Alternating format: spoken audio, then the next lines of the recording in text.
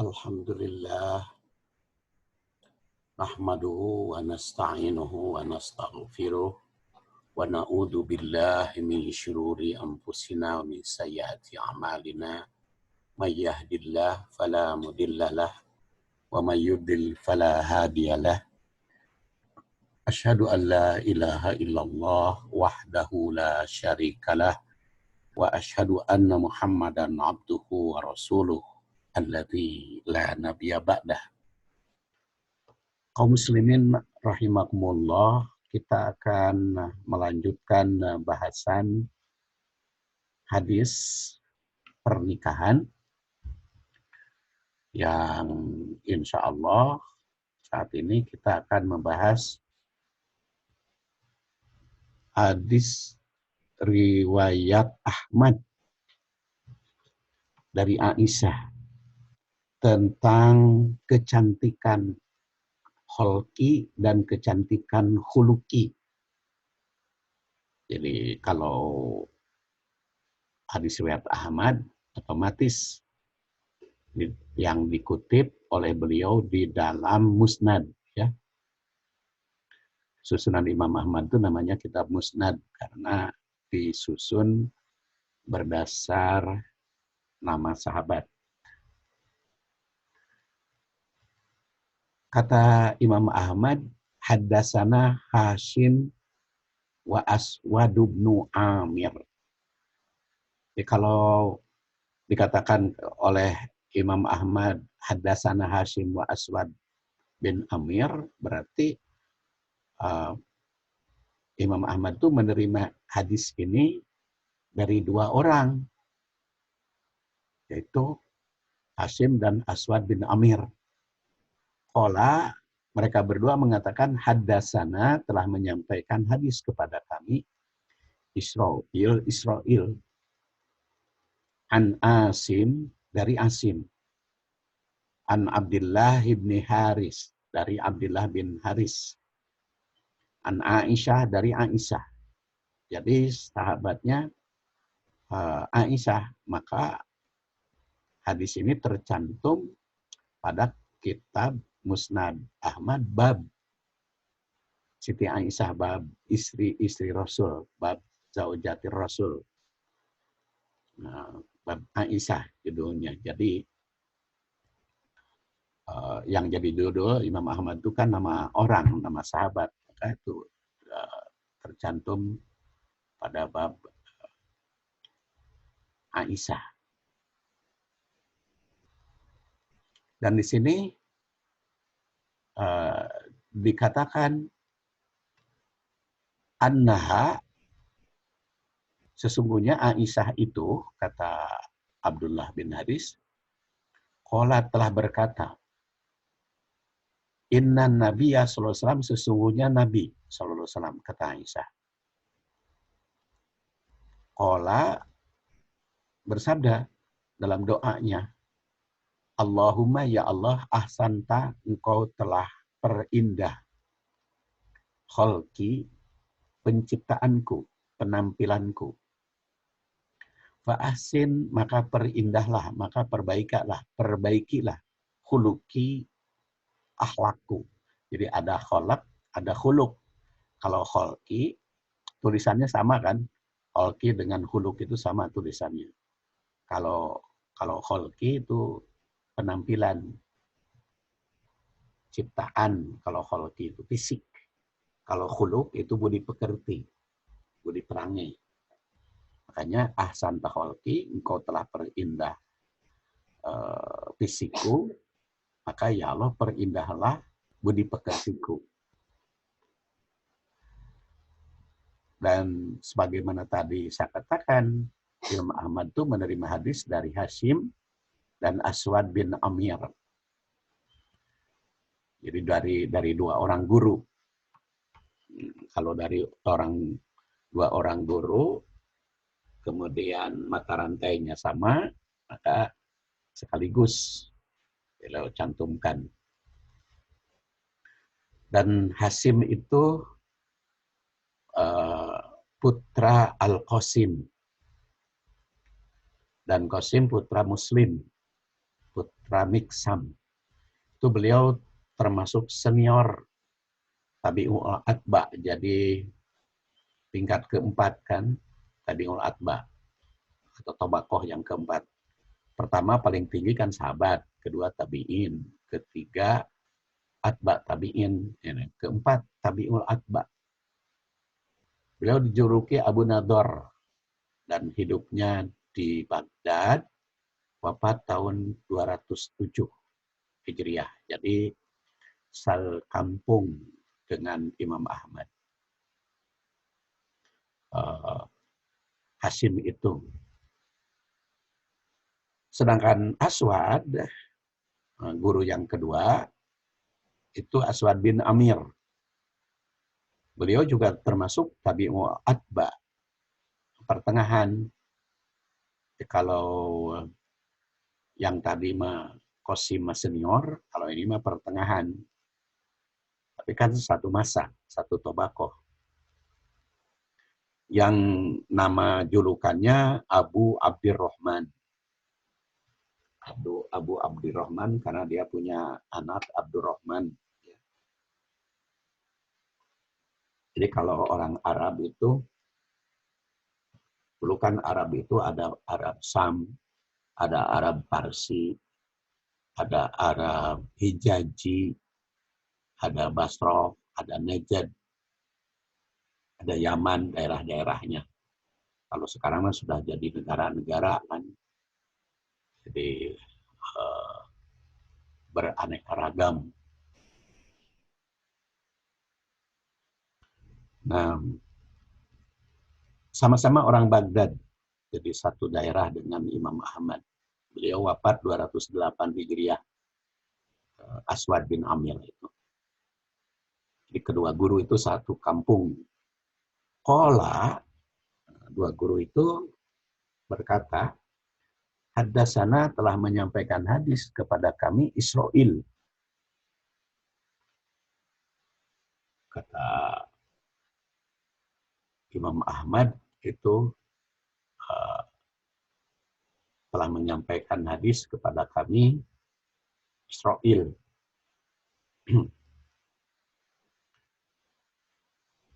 Dan Israil itu termasuk atba tabi'in senior. Jadi di atas tabi al-atba.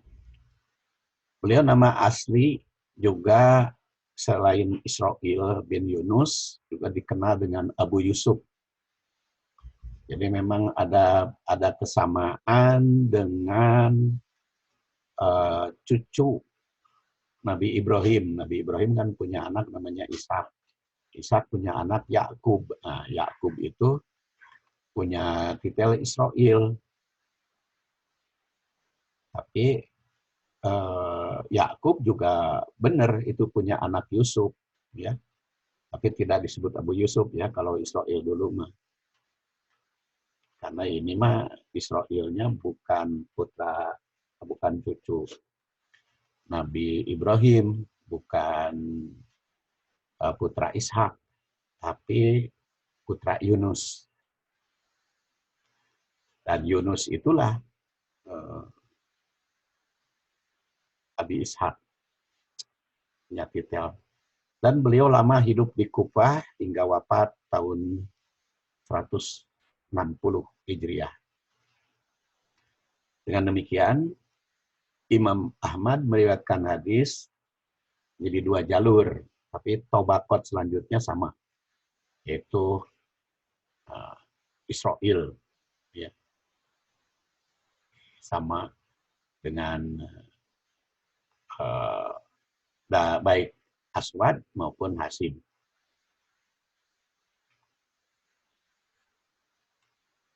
Kemudian dikatakan di sini Israil itu meriwayatkan hadis an Asim, dari Asim. Nah, Asim ini termasuk tabi'in.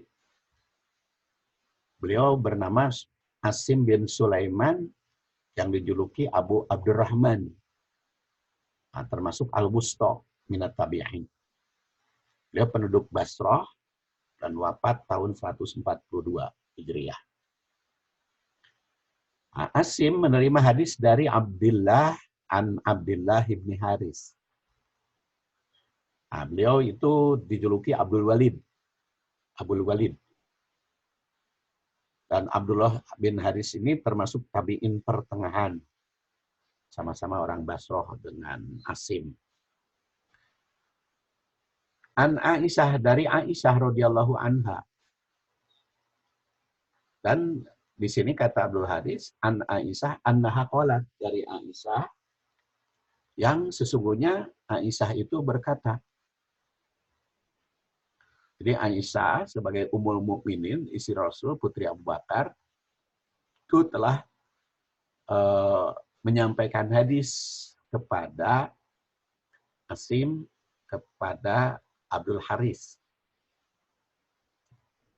Aisyah itu. Dan Aisyah adalah putri Abu Bakar, putri sahabat Rasul dan sekaligus istri Rasul. Yang dinikah pada bulan Syawal tahun ke-11 dari kenabian sebelum hijrah. Memang ketika dinikah oleh Rasul, Aisyah itu usianya masih kecil sehingga awalnya tidak bersama Rasul, tetap bersama ibunya bernama Ummu Ruman. Jadi kalau dikatakan Rasul menikahi putri kecil, itu bukan berarti Rasul langsung bergaul dengan istrinya, karena Aisyah itu tetap walaupun sudah dinikah berada di ibunya. Itu kurang lebih selama 3 tahun setelah dinikah oleh Rasul, karena baru ketika Aisyah berumur 9 tahun dibawa oleh Rasul. Dan itu juga ketika umur 9 tahun sudah walimah, belum digauli oleh Rasul. Kata Aisyah, Rasul itu baru menggauli Aisyah ketika Aisyah berusia 11 tahun. Jadi normal. 11 tahun, sekarang juga banyak yang sudah nikah. Bahkan ada yang sudah punya anak dan sebagainya. Nah, jadi keunggulannya Aisyah itu punya kesempatan untuk meriwayatkan hadis yang lebih banyak, karena beliau setelah dinikah oleh Rasul, kemudian setelah menikah oleh Rasul 3 tahun kemudian hidup bersama Rasul, itu sudah menyampaikan hadis sejak beliau berusia 9 tahun. Karena sudah bergaul dengan Rasul. Kemudian 11 tahun, ketika Aisyah umur 11 tahun, Siti Saudah itu menghibahkan malam-malamnya. Sehingga Rasul itu tidak kilir malam harinya kepada Siti Saudah.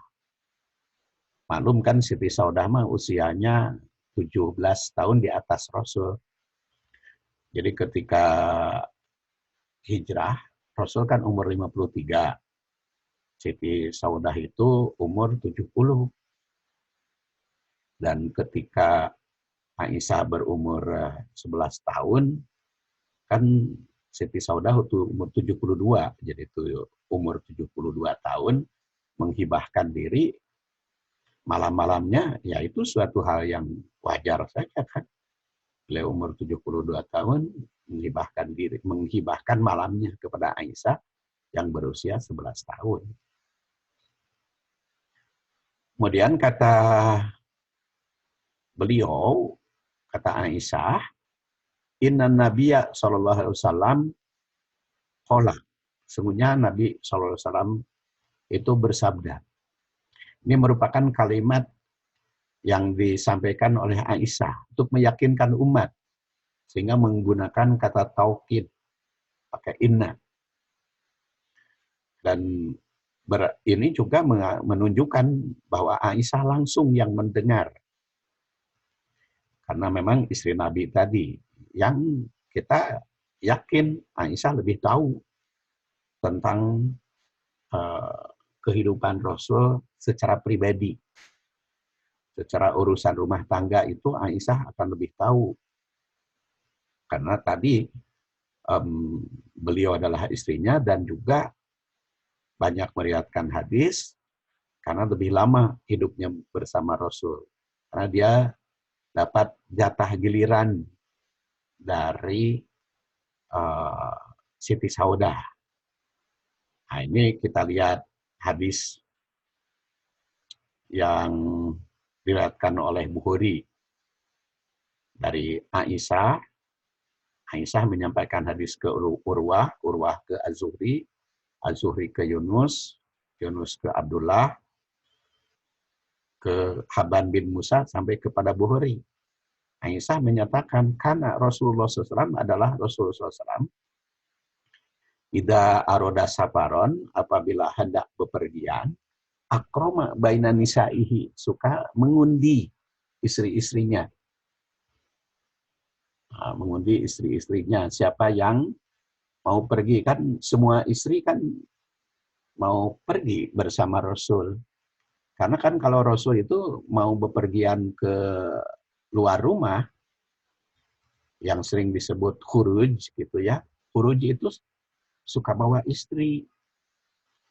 Jadi makanya rada aneh sekarang yang khuruj istrinya ditinggal. Ditinggal sendirian. Rasulullah SAW itu suka membawa istri kalau khuruj itu. Jadi, dan tidak diceritakan nginapnya di masjid kan, nggak diceritakan itu kalau khuruj itu. Jadi Rasulullah SAW itu kalau bepergian suka bawa istri karena istrinya lebih dari satu, maka dia akro bainan nisa'i, suka mengundi. Fa'ayatuhunna khoroja sahmuha khoroja biha ma'ahu. Siapa yang keluar namanya dalam undian, maka itu yang keluar, yang ikut bersama Rasul. Dan wakana yaksimu likulim ri'at. Ulangi.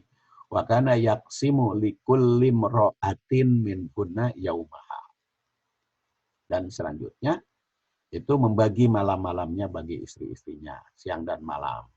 Ya. Ghairu anna Saudah, kecuali Saudah. Kalau Saudah itu, Saudah binti Jam'ah, istri Rasul, yang pertama yang masih hidup, karena Siti Khadijah wafat sebelum Rasulullah menikah dengan Saudah. Wahabat yaumaha. Nah, Saudah binti Jam'ah itu menghibahkan hari-harinya dan malam-malamnya, siang maupun malamnya, li Aisyah, kepada Aisyah,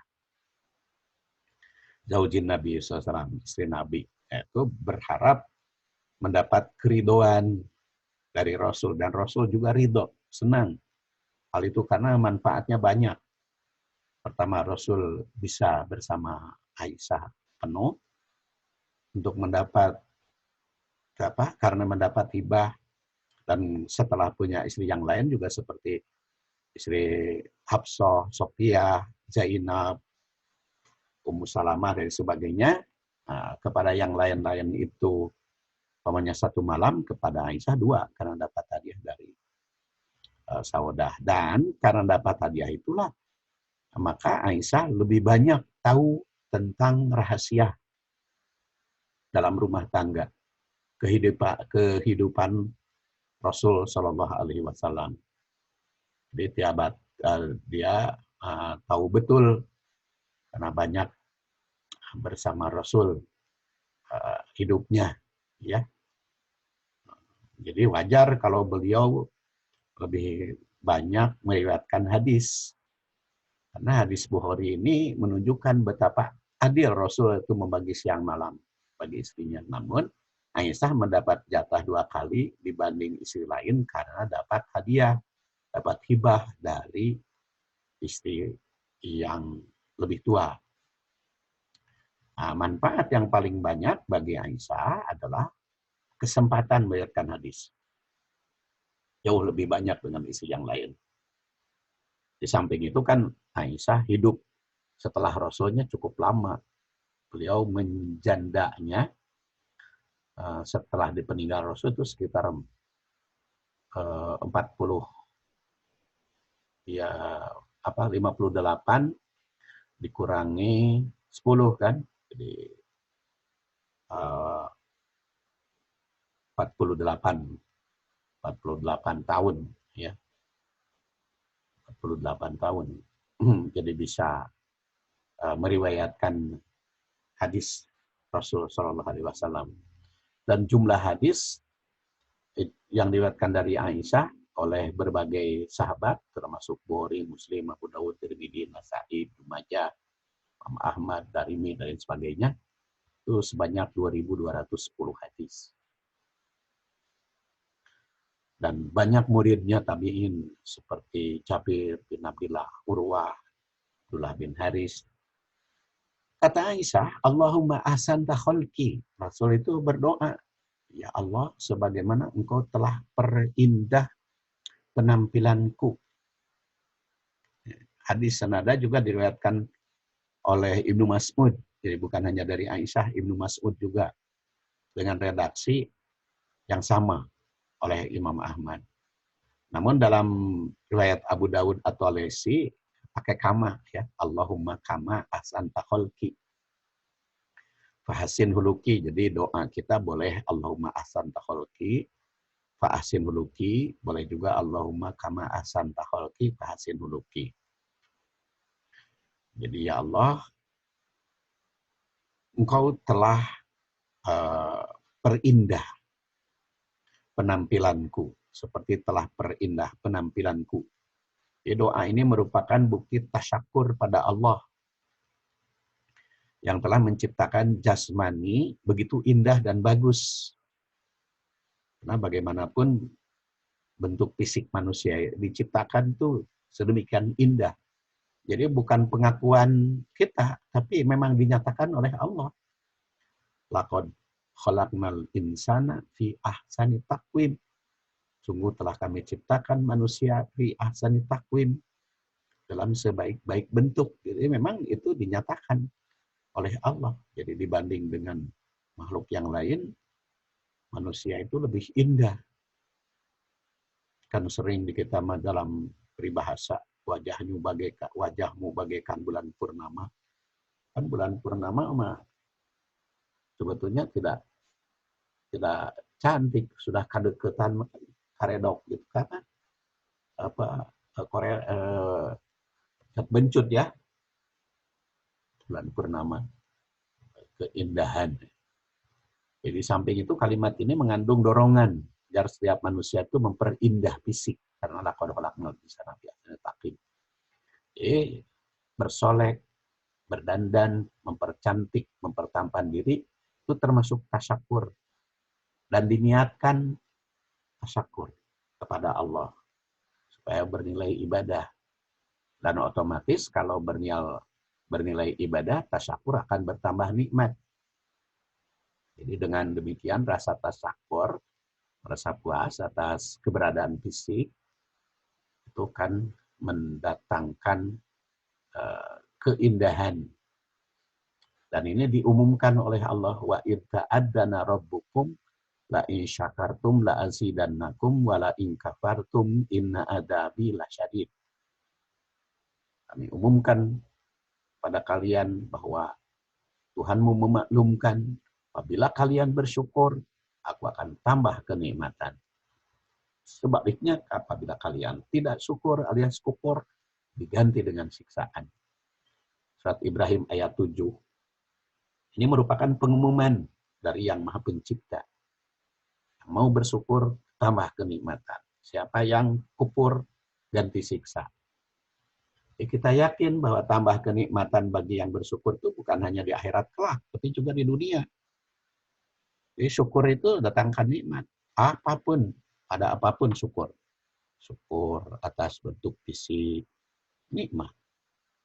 Kalau agak melebar, montok. Kalau mengecil, langsing. Itu syukur pada Allah Subhanahu wa Ta'ala. Jadi setiap muslim ketika berdandan, ketika bercermin, berhias, mengucapkan doa, syukur ini kan begitu indah. Dan memang syukur itu selalu diucapkan oleh setiap muslim. Bangun tidur aja langsung alhamdulillah. Walaupun kesiangan, bangunnya terus tetap alhamdulillah. Tidak boleh orang maring. Syukur alhamdulillah. Begitu pula penampilan kecantikan. Setelah makan alhamdulillah. Pulang alhamdulillah. Cantik akan semakin cantik kalau syukur atas kecantikan ketampanan. Jadi bukan hanya nampak dalam penampilan, tapi juga batiniah. Karena bahagia itu. Karena itu kenikmatan akan memancarkan kecantikan, keindahan penampilan. Tapi tentu saja tidak cukup indah penampilan, tapi juga harus budi pekerti. Budi pekerti yang baik. Makanya Pak Ahsin Huluki, ya Allah perindahlah akhlakku. Perindah Pak Ahsin itu merupakan fil amr, kata kerja perintah dalam arti permohonan. Karena ini doa yang diawali dengan fa. Fa itu berkaitan dengan kalimat sebelumnya. Jadi karena engkau telah perindah penampilanku, perindahlah akhlakku. Karena engkau mempercantik, maka aku mohon percantik akhlakku. Ini doanya. Jadi akhlak budi pekerti. Dilandaskan tasyakur tadi. Dan doa bagi muslim itu bukan hanya permintaan, tapi juga program yang akan dilaksanakan. Sekaligus juga tekad bulat, ya, kebulatan tekad. Kecantikan dan ketampanan tidak cukup hanya di lahir belaka, tapi juga penting kebaikan budi pekerti. Ya, doa ini juga sekaligus tekad akan memperbaiki akhlak, baik yang berkaitan dengan Allah maupun kepada sesama makhluk. Dan itu digambarkan oleh Rasul. Jadi penampilannya indah, bagus, akhlaknya juga bagus.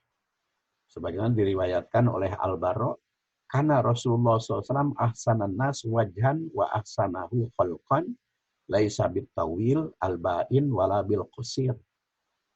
Adalah Rasulullah SAW itu sangat indah, sangat cakep, tampan wajahnya. Bagus penampilannya. Dia tidak termasuk orang tinggi semampai, langkonyang, tidak. Dan juga tidak terlalu pendek. Ini budi penampilannya begitu bagus, begitu indah. Tapi juga akhlaknya. Makanya ketika Aisyah ditanya bagaimana akhlak Rasul, kata Aisyah, akhlak Rasul itu Quran. Tergambar. Dan ahsanuhum khuluqan. Sebaik-baik ke akhlaknya. Rasul itu paling baik akhlaknya. Jadi penampilan maupun akhlak harus bagus. Itu sebetulnya isi doa. Jadi bermohon kepada Allah, diawali dengan tasyakur, sekaligus juga membulatkan tekad untuk mempercantik akhlak. Dan itu sanad mata rantai hadis ini yang diriwayatkan oleh Imam Ahmad dari Aisyah mulai jalur Aswad dan Hasim tadi, kemudian sarahnya jelas, yang tentu saja ada beberapa ibroh, tapi ibrohnya akan saya sampaikan pada kajian berikutnya. Saya tutup dulu sampai di sini. Subhanakallahumma wa bihamdik, asyhadu an la ilaha illa anta, astaghfiruka wa atubu ilaik. Wassalamualaikum warahmatullahi wabarakatuh.